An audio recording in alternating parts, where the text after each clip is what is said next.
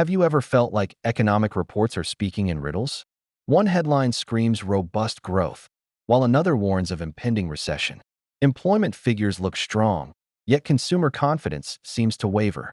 These aren't just minor discrepancies. They often present stark contradictions, leaving investors, students, and even seasoned analysts scratching their heads. This phenomenon isn't a flaw in the data itself, nor is it an attempt to mislead. Instead, it's a fundamental characteristic of complex economic systems, especially during periods of transition or uncertainty. Understanding why these mixed signals are normal is crucial for anyone seeking to make informed decisions, whether in investment, policymaking, or simply comprehending the world around them. This deep dive will equip you with a framework to interpret economic information with greater clarity and less emotional reactivity.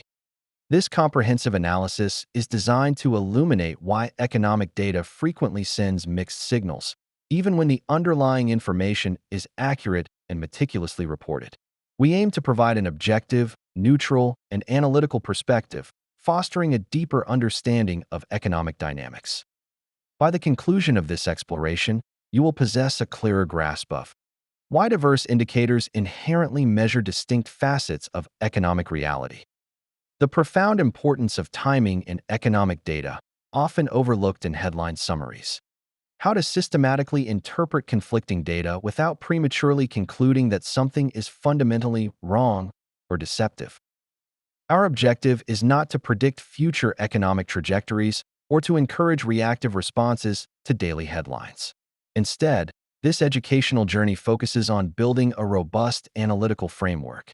This framework will empower you to interpret economic information more effectively, enabling better investment decisions, more precise economic analysis, informed policymaking, and sharper market research, all while reducing emotional bias. One of the most pervasive misunderstandings in economic interpretation is the assumption that all data points are measuring the same underlying phenomenon. This is fundamentally incorrect. Economic indicators are meticulously designed to capture specific aspects of a vast and intricate system, each answering a unique question about its health and direction. Some data, for instance, quantifies activity. This includes metrics like gross domestic product, GDP, which measures the total value of goods and services produced or industrial production, reflecting output from factories and mines. These indicators tell us about the volume and pace of economic transactions. Other data focuses on prices. The Consumer Price Index, CPI, and Producer Price Index, PPI, track inflation and deflation, revealing how the cost of goods and services is changing over time. These are critical for understanding purchasing power and cost pressures. Then there are indicators of confidence. Consumer sentiment surveys and business confidence indices gauge the psychological state of economic actors. These forward-looking measures reflect expectations about future economic conditions, influencing spending and investment decisions. Finally, some data measures outcomes. The unemployment rate, for example, quantifies the state of the labor market, while corporate profit reports detail the financial health of businesses. These are results of prior economic activity and decisions. When these distinct categories of data are conflated, or when their specific purposes are misunderstood, the answers they provide can appear contradictory. An investor might see strong corporate profits, an outcome, but low consumer confidence, a forward-looking sentiment, leading to confusion. A policymaker might observe rising prices, inflation, alongside slowing industrial production activity, presenting a complex challenge. Each indicator is correct in what it measures, but their differing focuses mean they paint different parts of the economic picture. Economic systems are not monolithic entities that move in perfect unison. Instead, they are composed of countless interconnected but independently acting parts, each with its own pace and rhythm of adjustment. This inherent lack of synchronization is a primary reason why economic data often appears mixed. Consider the differing speeds at which various sectors operate. Businesses, particularly large corporations, often adjust their operations, hiring, and investment plans at a different tempo than individual households modify their spending habits or savings rates.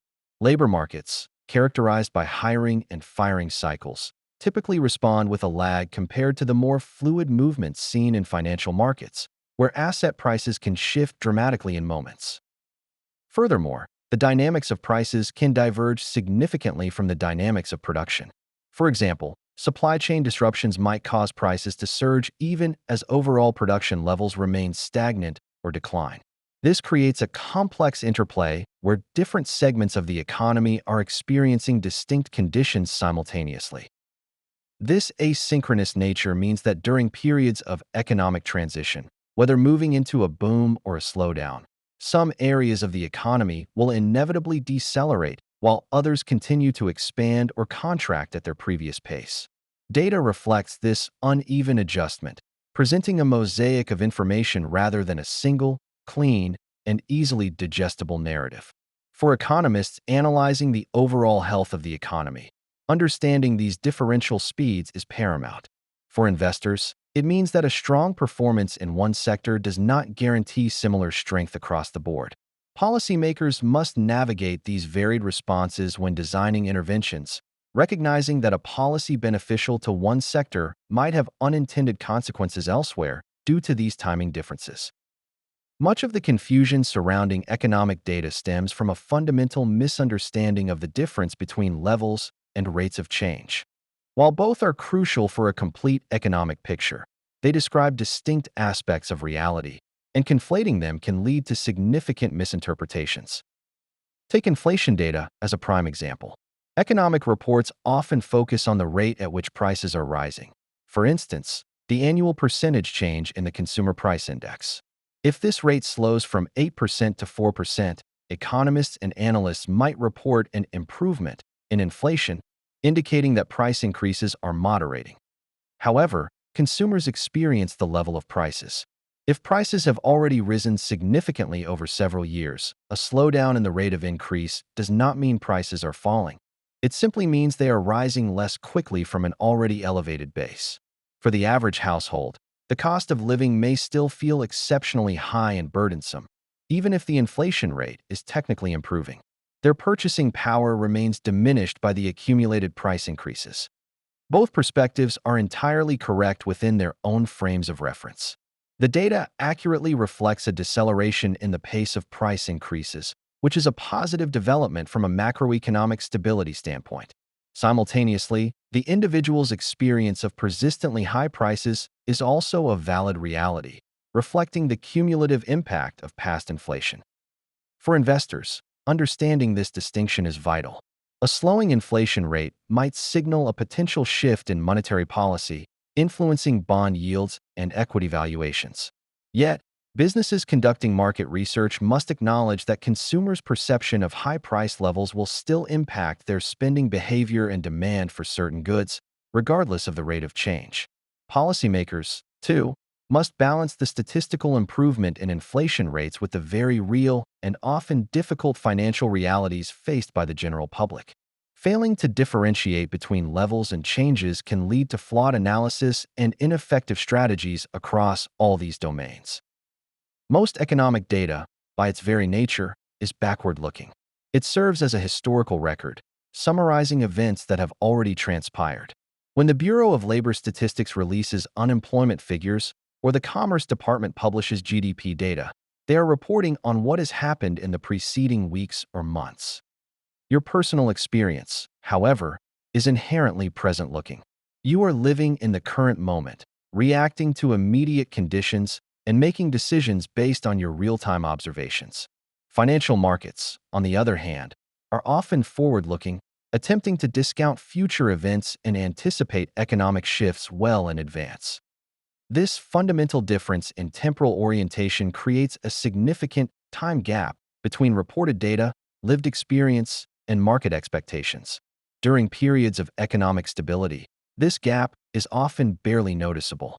The past tends to be a reliable guide to the present and near future, so backward-looking data aligns reasonably well with current perceptions and market trends. However, during periods of rapid economic transition, such as emerging from a recession, entering a period of high inflation, or navigating a global crisis, this time gap becomes glaringly obvious. Data that accurately reflects past conditions might seem completely out of sync with current sentiment or market movements. For example, a strong jobs report reflecting conditions from last month might be released just as anecdotal evidence suggests a slowdown in hiring this month. In such scenarios, the data itself is not wrong, it is simply late.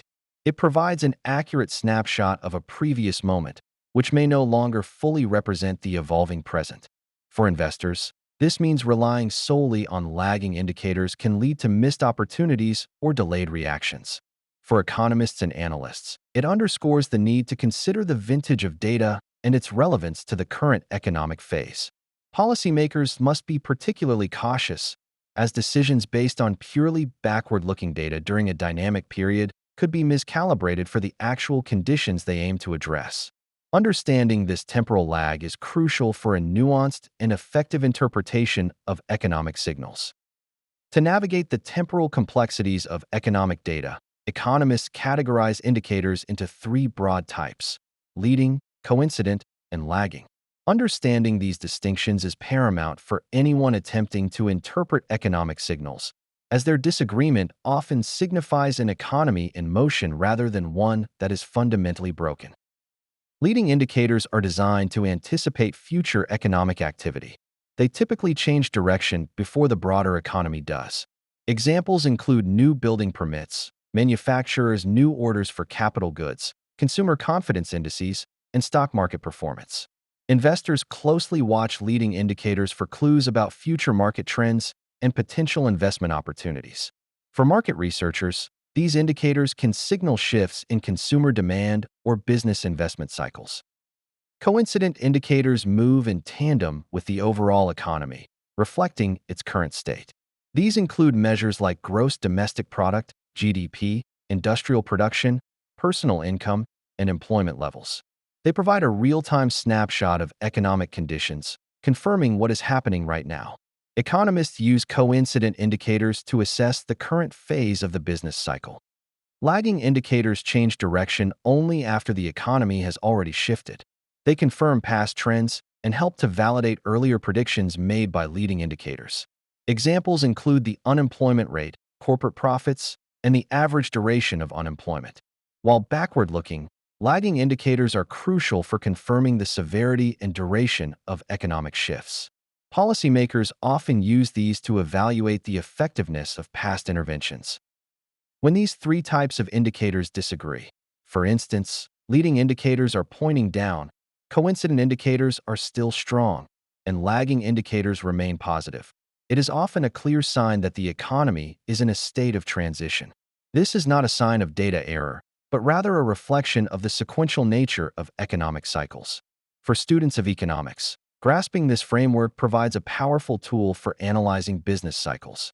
For the general public, it helps to contextualize seemingly contradictory headlines, preventing overreaction and fostering a more informed perspective on economic news. Employment data is among the most closely watched and, paradoxically, most frequently misunderstood economic indicators. Its tendency to lag behind other economic shifts often leads to confusion, particularly when strong job numbers coexist with signs of broader economic weakness. The fundamental reason for this lies in the nature of labor markets. They tend to adjust after broader economic conditions have already begun to change. Businesses are often hesitant to hire new staff until they are confident in sustained demand, and equally reluctant to lay off existing employees at the first sign of a slowdown. Hiring decisions involve significant costs and long-term commitments, making them less agile than, say, inventory adjustments or stock market movements. Consequently, hiring typically slows down only after a sustained period of weakening demand or declining sales. Conversely, layoffs tend to increase significantly only after financial pressures have built up over time and businesses can no longer avoid reducing their workforce. This inherent inertia means that the labor market acts as a lagging indicator. This sequencing explains why strong employment data can persist even as other parts of the economy, such as manufacturing output or consumer spending, are showing clear signs of deceleration. For an investor, seeing robust job growth might initially suggest a healthy economy. But if other leading indicators are flashing red, it's crucial to recognize that the labor market is simply reflecting past strength. For policymakers, This lag means that waiting for a significant rise in unemployment before acting might be too late to mitigate a downturn effectively. Students of economics learn that the labor market's delayed response is a normal feature of business cycles. For the general public, understanding this sequencing helps to reconcile seemingly contradictory reports. It's not a contradiction for employment to be strong while other sectors struggle. It's simply a reflection of the different speeds at which various economic components react to changing conditions. This analytical perspective allows for a more nuanced interpretation of economic health, moving beyond simplistic good or bad assessments. Inflation statistics, particularly the Consumer Price Index, CPI, are designed to measure the average change in prices paid by urban consumers for a basket of consumer goods and services. While invaluable for macroeconomic analysis and policy setting, these aggregate measures often feel misleading to individuals because they cannot fully capture the highly varied personal experience of price changes. The core issue is that inflation statistics are, by definition, averages. They represent a broad trend across a wide range of goods and services. Within this average, some prices may be falling, others remaining stable, and still others rising sharply. For example, while the overall CPI might show a moderate increase, the cost of essential items like food or energy, which constitute a larger portion of some households' budgets, might be soaring. This disparity means that the average inflation rate may not accurately reflect the personal inflation rate experienced by any given individual or household. A retiree on a fixed income, heavily reliant on specific goods and services, might experience a much higher effective inflation rate than a high-income earner whose spending patterns are more diversified. The data describes the overall movement of prices in the economy, but it cannot account for the unique consumption patterns and financial realities of every person. This difference between aggregate data and individual reality often fuels frustration and a sense that the official statistics are out of touch. However, it does not mean the data lacks value. For economists, the aggregate CPI is essential for understanding broad price stability, setting monetary policy, and analyzing purchasing power trends across the economy. For investors, it influences decisions on asset allocation, bond yields, and corporate earnings expectations. For businesses conducting market research, understanding the average inflation rate is crucial for pricing strategies, even while acknowledging that specific consumer segments may react differently based on their personal inflation experiences. The challenge lies in recognizing the limitations of averages and understanding what they truly represent, rather than dismissing them outright. Economic data is rarely a static, one-time release. Instead, it is frequently subject to revisions and adjustments, a process that can sometimes erode public trust and lead to skepticism. However, it is crucial to understand that these revisions are not indicative of deception or incompetence. Rather, they are an inherent and necessary part of measuring complex, dynamic systems. Initial estimates of economic indicators, such as GDP or employment figures, are often released with a priority on speed. Policymakers, investors, and businesses need timely information to make decisions. To meet this demand, statistical agencies often rely on incomplete data sets, preliminary surveys, or projections when compiling their first reports. These advance estimates provide a quick, albeit sometimes rough, snapshot of recent economic activity. As more complete and accurate information becomes available, from additional survey responses, updated administrative records, or more comprehensive data collection, statistical agencies then undertake revisions. These revisions prioritize accuracy over speed. They incorporate the fuller picture, leading to adjustments in the previously reported numbers. Sometimes these revisions are minor, but occasionally they can be substantial enough to alter the perceived direction or strength of the economy. For investors, understanding the revision process means not overreacting to initial data releases, but rather looking at revised figures for a more stable and reliable picture. For economists and analysts, revisions are a normal part of their work, requiring them to update their models and interpretations. For policymakers, it underscores the challenge of making real-time decisions based on imperfect information, highlighting the need for flexibility and continuous reassessment. Both the initial, timely estimates and the subsequent, more accurate revisions serve a vital purpose. The former provides immediate guidance, while the latter refines our understanding of past economic performance. Recognizing this dual function helps to demystify the revision process and reinforces the objective nature of economic data collection, even when it appears to shift over time. Despite the inherent complexity and often contradictory nature of economic data, there is a persistent human and media tendency to seek and promote confident, simplified narratives. This preference for certainty, even when the underlying data is ambiguous, often exacerbates confusion rather than alleviating it. One significant factor is the human psychological need for clarity and predictability. Faced with a deluge of complex information, the mind naturally seeks patterns and straightforward explanations. This cognitive bias makes us more receptive to narratives that offer a clear good or bad assessment of the economy, even if reality is far more nuanced. Media incentives also play a crucial role. News outlets thrive on engagement, and clear, decisive headlines are far more attention-grabbing than nuanced discussions of statistical probabilities and conflicting indicators. Reporting on economic complexity with the necessary caveats and qualifications can be perceived as less compelling or harder to digest for a broad audience. As a result, simplified stories tend to dominate the airwaves and digital feeds. This drive for simplification often leads to conflicting data being forced into a single, overarching narrative. For example, if a narrative of economic slowdown takes hold, any positive data points might be downplayed or reinterpreted as temporary anomalies, while negative data is amplified. Conversely, during periods of perceived strength, any signs of weakness might be dismissed. For investors, this means being wary of overly simplistic market commentary that ignores contradictory evidence. For students, it highlights the importance of critical thinking and seeking out primary data sources rather than relying solely on media interpretations. For economists and analysts, it underscores the responsibility to communicate complexity accurately, even when it's less palatable. Ultimately, this tendency to create confident narratives, while understandable, often increases public confusion by obscuring the genuine complexity and mixed signals that are a normal part of economic life. Given the inherent complexity, asynchronous nature, and often contradictory signals within economic data, how can one approach its interpretation with greater clarity and less emotional reactivity? The key lies in shifting your fundamental question.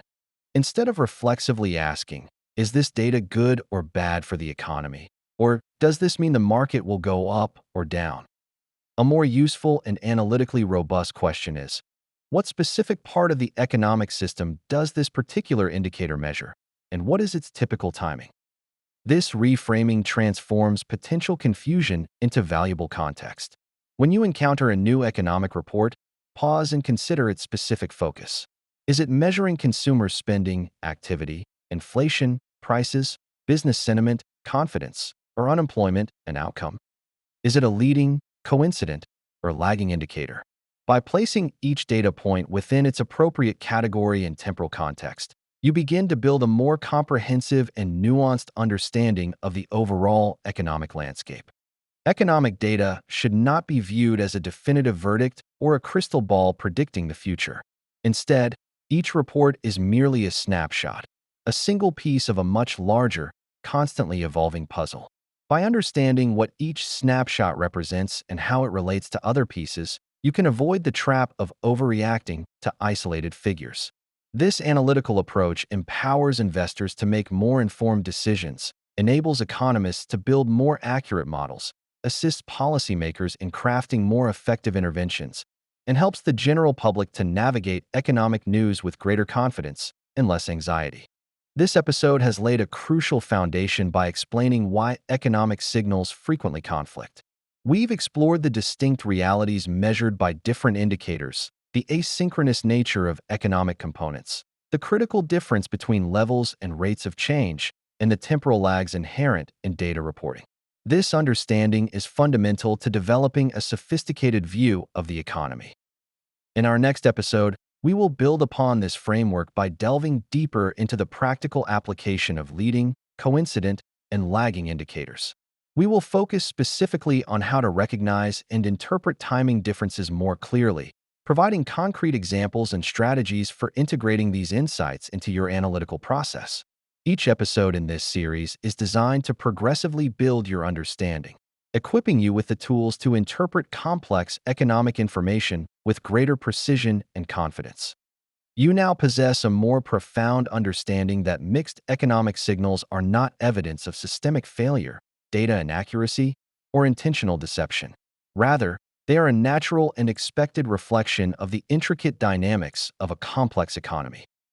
Specifically, you understand that these mixed signals arise from different measurements. Various indicators are designed to capture distinct facets of economic reality, from activity and prices to confidence and outcomes.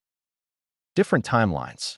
Economic data is often backward-looking, creating a time gap with present experience and forward-looking market expectations.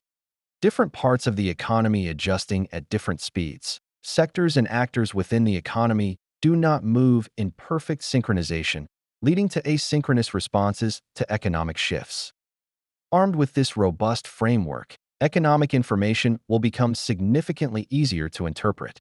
You will be better equipped to make informed investment decisions, conduct more precise economic analysis, contribute to more effective policy making, and perform sharper market research, all while maintaining a less emotionally reactive and more objective perspective.